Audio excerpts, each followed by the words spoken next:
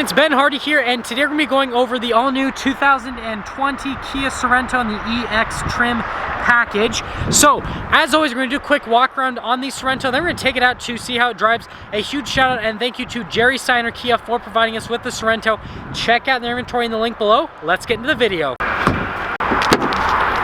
Under the hood here, we have a 3.3 liter V6 that goes through an 8-speed automatic transmission. Fuel economy is 18 around town and 24 on the highway, with power outputs being 290 horsepower and then 252 pound-feet of torque.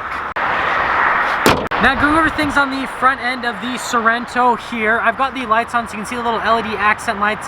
Yes, you do get the little Kia badge there on the front. Fog lights are just down below, and then you do get a series of projector lights for the high beams and the low beams. But other than that, here's just kind of like a heads-on view for the front. Definitely has like a larger just size to it in the front. Hopefully that makes sense. But you know what's interesting is it looks super similar to the minivan, because there's a minivan over there. Here's the Sorento. Minivan, Sorento. Now coming around the side here, we've got two 35mm tires on 19-inch rims, and yes, it is all blacked out. It contrasts very nicely with the white exterior. You do get a little all-wheel drive badge right there, and then the mirrors are two-tone. The bottom is black and then the top's white, which is pretty neat. And then here is your side angle on the Sorento. Here's the key fob on the Sorento. You've got the lock function at the top, you've got unlock and then the tailgate release. I didn't find any remote start function on it, so we're gonna do the tailgate release. Just gotta hold that down and bam, pops right open. Actually in the rear of the Sorento here, I have the third row folded down so you guys can see just how much cargo space is back here. Now there is this little tab you can pull up to see all this stuff. A little bit extra storage space on top of that. But here are the mats. If you do want to pull the third row up, you just pull this little strap and boom, the seat's up. And then if you want to say bye-bye to the seat, you pull the strap again, and then yes, you just put the seat back down. Other than that, I mean, it's pretty normal third row. And then finally, when you are done with it, just press this little button here, and then that will lower down the rear hatch. Now let's finish things up with the rear end on the Sorento.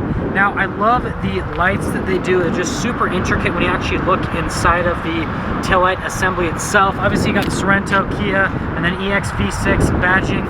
Parking sensors at the bottom of the bumper. And then yeah, pretty simple in the back end here. It's kind of like the 3/4 angle. Coming to the rear, here is the door panel in the back. Nice black trim right here at the top. Really nice leather padding here. It's actually just massive. And then they kind of continue. And you can see there's a little bit of grain in the trim. Definitely a nice look. But you got a little window control right there. And then here are the seats in the back. Now it's kind of cool how they have these little like rivets in the seats. Actually makes them more comfortable, but it also looks nice. And pulling this out, oh, I pulled the whole thing out, sorry. So, you got the cup holder section, and then yes, you actually can pull the whole thing down. You guys already saw that. Here's a couple of vents, and then down there you've got a couple of charging stations. And yes, as always, we're gonna step in. So, stepping in here, I mean, in terms of legroom itself, it's pretty decent. I mean, I've got the seat right where I would have it driving. Do get a little storage on the back of the seat. Now in terms of headroom, I'm about 5'11", and even with this panoramic sunroof, I've got more than enough headroom back here. Now finally, you just pull this little latch right here, and then the seat falls down. Now I'm not going to step into the third row, but I mean, you can see legroom there is a little bit tight. Headroom is about the same up top with the third row. I just got the seat up there. And then when you do want to pull the seat up, you actually have to pull the latch again, and then that will allow you to pull the seat right back up to where it was before. Finally, before we go in the front, this actually does recline. So yeah, you could like sit in style and recline in the back, and that'll be all. Gas caps right there. Now we have Kia Sentry at the front, so one touch to lock it, and then when you want to unlock it, press it again. Do have blind spot monitoring in that mirror. Now opening up the door panel in the front, exactly the same as the one in the back. All the same little trim pieces, same leather padding, all that. Just the controls right here for the windows and the mirror controls. That's the only thing that's different. And here's the front seat. Now I love the front seats here in the Sorento. You can see the bolsters on them are super beefy. Definitely a nice look to it, but they're also really comfortable. Power adjustments are on the side of the seat. There's kind of like the pedal layout, your little hood latch release. This is to hold the tailgate in a certain position. That's to release the gas cap. That is your lane departure assistance, and then your blind spot monitoring, stability control, and the steering wheel is going to be manually adjustable. And here's a look before you head inside. Start the Sorento, foot on the brake, push the little push start, does its system check thing, and everything comes to life. And it also tells me that ice is possible. Nah, there's not any snow or ice outside. Here's the steering wheel in the Sorento. Now, yes, you've got the Kia badge in the center. All the controls for the cruise control are on this little side. You got the pages button for the center stack. Nice kind of black stitching here, and the leather on the steering wheel is very smooth to the touch. You got nice black trim. And then over here you've got your voice commands, your phone controls, all that kind of stuff. And then on this side you got the stock for the turn signal, the lights. On the other side you got the stock for the windshield wipers. Here is the gauge cluster in the Sorento. Pretty straightforward. You got RPMs on the left side. On the right side you got like fuel and temperature, and then you got the speedo in the center. Now there's that little pages button. Just kind of lets you scroll through a couple different menus here in the Sorento. Nothing too crazy, nothing special, just normal. Now here is the center infotainment system, and we're going to pop it in reverse so that you can see the backup camera. Has the nice little lines. I love it when they do the double lines like that. Makes parking a whole lot easier. But going over the rest of the infotainment system, we've got a bunch of analog buttons on both sides. The response time on it, I'm just going to press a couple of buttons so you guys can see kind of what happens response time wise. I mean, I feel like it's relatively solid. Now you can press the home button to go back. Do note that this does have Android Auto and Apple CarPlay. I love the fact that Kia does that in pretty much every single one of their vehicles. We've got this little climate control area here. It is a dual zone climate for the front, heated seats for the front passengers. Then there's this little tab right here. You actually have to pull it up, and then there's a bunch of little charging stations inside of there and some extra storage space. And then when you're done, you just gotta press here to close. Anyways, we actually have the shifter here for that 8-speed automatic. Now there is a dual shift mode if you want to shift the gears yourself. And in terms of the actuation of it, it's actually pretty solid. It's funny how you hear the doors lock, unlock, lock, unlock. Anyways, parking sensors here. I've got a couple cup holders right there in that area. The drive modes, we'll go over that in a second. Again, locker.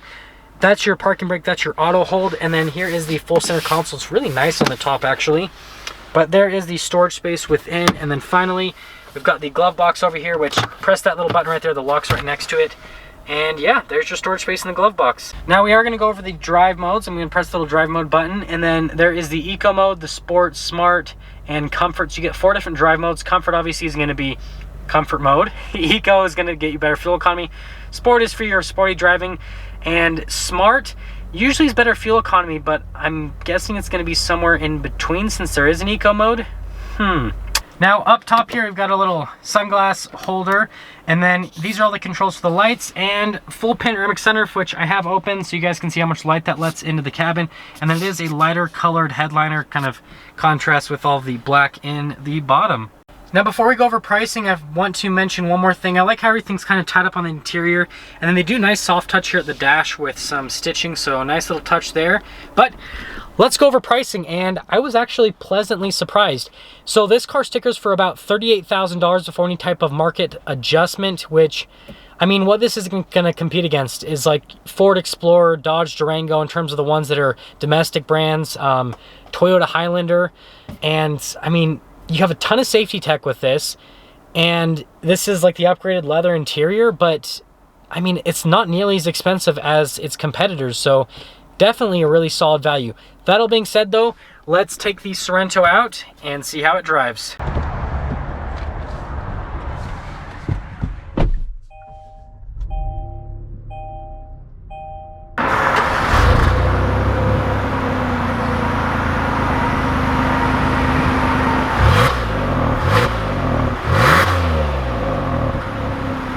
Let's talk about visibility before we set off here on the Sorento. So visibility over the hood, it's actually really solid. It's easy to see over.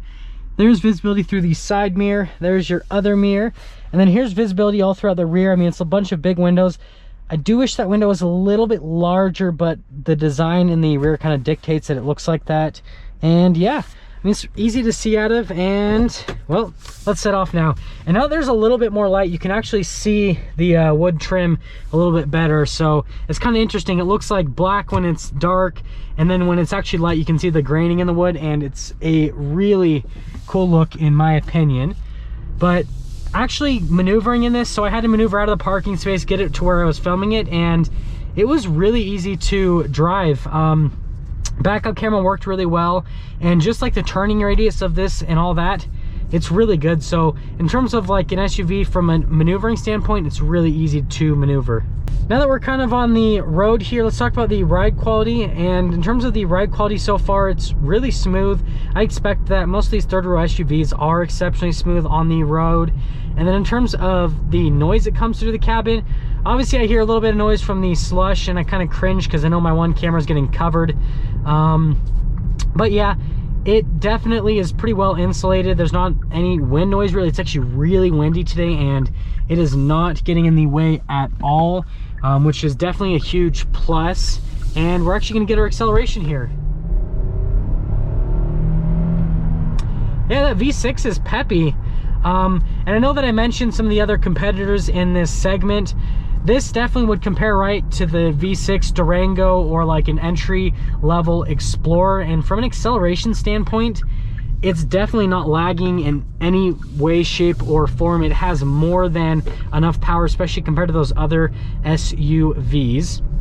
Now, obviously, I took a few turns there, and again, just like maneuvering through this kind of stuff is easy, and the turning itself, there's actually not a whole lot of play with the steering. I was expecting there to be some on-center deadness, but there really isn't, and I'm impressed with that because most of these third row SUVs are supposed to be kind of like just not really very intuitive with steering, right? They're kind of dead. There's a little bit of play in this.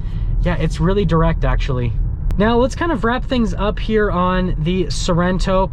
What I'm gonna say is, if you're looking for a really solid third row SUV that obviously is very competitive from a price point standpoint, and just something that has a ton of safety tech, then this Sorento is definitely going to be one to check out. I think it's an amazing value, and just everything that comes with this package just makes it such a great offer. And yeah, I really think that Kia has done an amazing job with their SUV lineup. So if you need a third row SUV, I would definitely take a look at this, especially if you're looking at like a Durango or an Explorer, which is kind of like the go-to third row SUVs.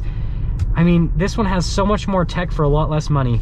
There we have it, everyone. The all-new 2020 Kia Sorento. Again, a huge shout out and thank you to Jerry Steiner Kia for providing us with the Sorento. Check out their inventory in the link below if you're in the market for a new Kia. And again, if you're stopping for the first time, please subscribe, comment down below what you think. I will see all of you in that next video.